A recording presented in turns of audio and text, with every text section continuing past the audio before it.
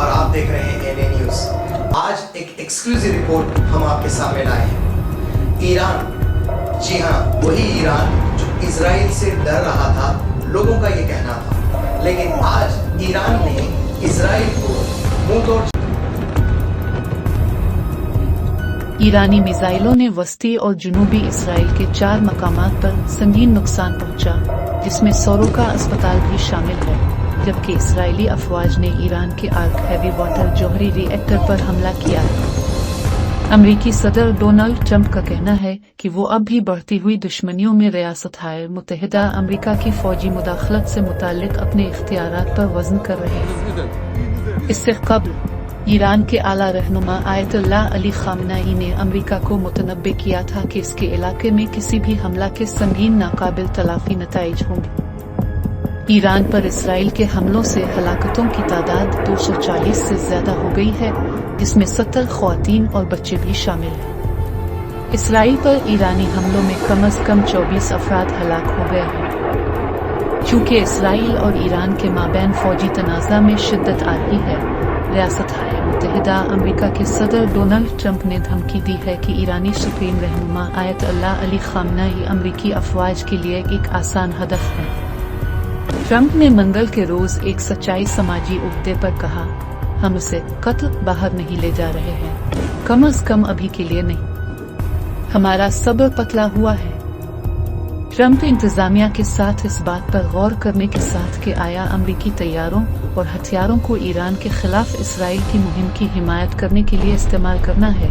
इसके मेक अमरीका को दोबारा अजीम बनाने मेगा मूवमेंट में दरारें आना शुरू हो गई। मुबस्सिर टुकर कार्लसन और ट्रंप के एक वक्त के मुशीर स्टीव बीनन ने दूसरे हामियों के अलावा ये इस्तेदलाल किया है कि ईरान के खिलाफ फौजी कार्रवाई बुनियादी तौर पर तेहरान के जौहरी प्रोग्राम को खत्म करने के लिए नहीं, हुकूमत की तब्दीली का मकसद है। बीनन के पॉडकास्ट में पेश होते हुए वार रूम, कार्लसन ने इससे कहा, अब मुझे इस बात पर राजी नहीं करेंगे कि ईरानी लोग मेरा दुश्मन है। ये ऑरवेल है यार। अब मुझे नहीं बता रहे हैं कि मुझे किससे नफरत है।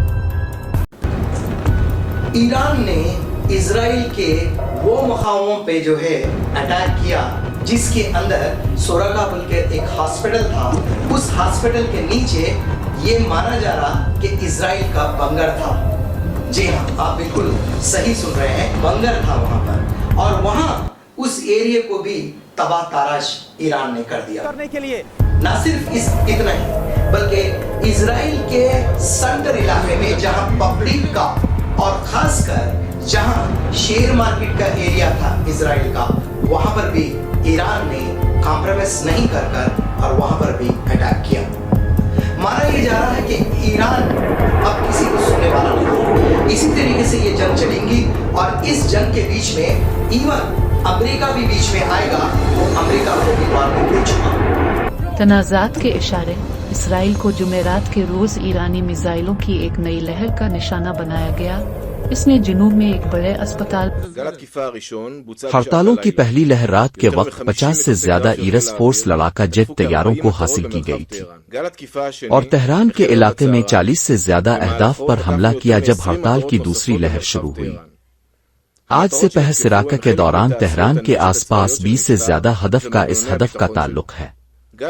हुकूमत की फौजी सनतों और सिक्योरिटी अपैरेटस के लिए तीसरी लहर का हमला शुरू हुआ कुछ अरसा पहले, और उसकी तवज्जो मगरबी ईरान की फिजाइया के लड़ाका जेट तैयारों के इलाकों पर है।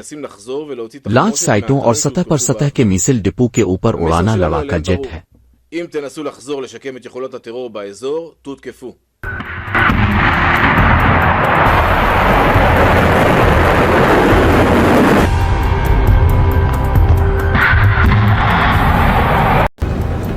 ईरान का कहना है कि इजराइल को वो एक एक चीज का हिसाब लेगा, और ये भी कहना है कि ये जंग कितने दिन तक अभी चलती ये किसी को भी भरोसा नहीं है। लेकिन ईरान मुंह तोड़ जवाब देने के लिए इजराइल को अब वो तैयार है, और एक्सपर्ट्स का कहना है कि ईरान इस बार न्यूक्लियर का भी इस्तेमाल करेगा।